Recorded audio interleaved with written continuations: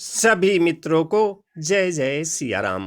प्रभु श्री राम की कृपा हमारे सभी मित्रों पर बनी रहे, यही हमारी मंगल कामना है। आज भगवान श्री कृष्ण की एक कथा सुनाएंगे। इस कथा को सुनने मात्र से आपको 84 लाख योनियों से मुक्ति मिल जाएगी। गोस्वामी तुलसीदास जी रामचरितमानस में लिखते हैं कि बड़े भाग मानुष तनु पावा, सुर दुर्लभ शव ग्रंथनि गावा, साधन धाम मोक्ष कर द्वारा, पाई न जहि परलोक सुधारा, सो परत्र दुख पावई, सिर धुनि धुनि पछिताई, काल ही कर्म ही ईश्वर ही मिथ्या दोष लगाई। एक बार की बात है कि यशोदा मैया प्रभु श्री कृष्ण के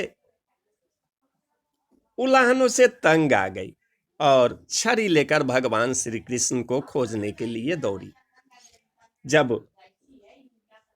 भगवान श्री कृष्ण ने अपने मैया को क्रोध में देखा तो अपना बचाव करने के लिए भागने लगे। भागते भागते श्री कृष्ण एक कुम्हार के पास पहुंचे। कुम्हार तो अपने काम में व्यस्त था, मिट्टी के घड़े बनाने में, लेकिन जैसे ही कुम्हार ने श्री कृष्ण को देखा तो वह बहुत खुश हुआ। कुम्हार जानता था कि श्री कृष्ण साक्षात परमेश्वर हैं।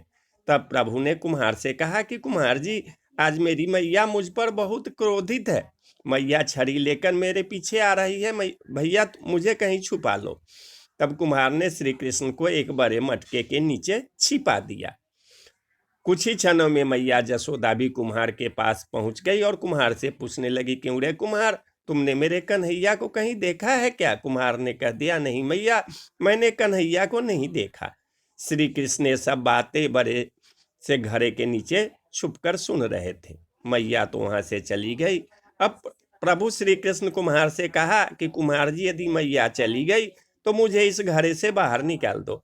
कुम्हार बोला, ऐसे नहीं प्रभु जी, पहले मुझे 84 लाख योनियों के बंधन से मुक्त करने का वचन दो। भगवान श्री कृष्ण मुस्कुराए और कहा, ठीक है, मैं तुम्हें 84 लाख योनियों से मुक्त करने का वचन देता हूं, अब तो मुझे बाहर निकाल दो। कुम्हार कहने लगा, मुझे अकेले नहीं प्रभु जी, मेरे परिवार के सभी लोगों को भी 84 लाख योनियों के बंधन से मुक्त करने का वचन दोगे तो मैं आपको इस घड़े से बाहर निकालूंगा। प्रभु जी कहते हैं, चलो ठीक है, उनको भी 84 लाख योनियों के बंधन से मुक्त होने का मैं वचन देता हूं, अब तो मुझे घर से बाहर निकाल दो। अब कुम्हार कहता है, बस प्रभु जी, एक विनती और है, उसे भी पूरा करने का वचन दे दो तो मैं आपको घर से बाहर निकाल दूंगा। भगवान बोले, वो भी बता दे, क्या कहना चाहते हो? कुम्हार कहने लगा, प्रभु जी, जिस घड़े के नीचे आप छुपे हो उसकी मिट्टी मेरे बैलों के ऊपर लाद के लाई गई है। मेरे इन बैलों को भी 84 के बंधन से मुक्त करने का वचन दो। भगवान ने कुम्हार के प्रेम पर प्रसन्न होकर उन बैलों को भी 84 के बंधन से मुक्त होने का वचन दिया। प्रभु बोले, अब तो तुम्हारी सब इच्छा पूरी हो गई, अब तो मुझे घरे से बाहर निकाल दो। तब कुम्हार कहता है कि अभी नहीं भगवान, बस एक और अंतिम इच्छा है, उसे भी पूरा कर दीजिए, और वो ये है कि जो भी प्राणी हम दोनों के बीच के इस संवाद को सुनेगा उसे भी आप 84 लाख योनियों के बंधन से मुक्त करोगे। बस यह वचन दे दो तो मैं आपको इस घर से बाहर निकाल दूंगा। कुम्हार की प्रेम भरी बातें को सुनकर प्रभु श्री कृष्ण बहुत खुश हुए और कुम्हार की इस इच्छा को भी पूरा करने का वचन दिया। फिर कुम्हार ने बाल श्री कृष्ण को घड़े से बाहर निकाल दिया, उनके चरणों में साष्टांग प्रणाम किया, प्रभु जी के चरण धोए और चरणामृत पिया, अपनी पूरी झोपड़ी में चरणामृत का छिड़काव किया और प्रभु जी के गले लगाकर इतने रोए कि प्रभु में ही विलीन हो गए।